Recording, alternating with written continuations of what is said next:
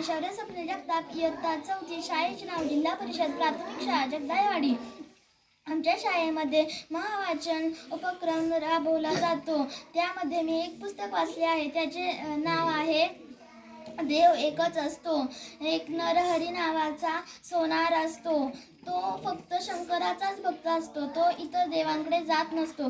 एक नवस गेलेला माणूस त्याच्याकडे येतो आणि म्हणतो की माऊलींना मला एक सोन्याचा करकुटा करायचा आहे, म्हणून तू माझ्यासोबत चल. तो म्हणतो नाही, पण तो आग्रह करतो. मग त्याला जावं लागतं. पण तो डोळ्यावरती पट्टी ठेवून जातो. तो माऊलींच्या मंदिरात येतो. त्या मूर्तीला स्पर्श करताच त्याला वाटते की ही शंकराची मूर्ती आहे.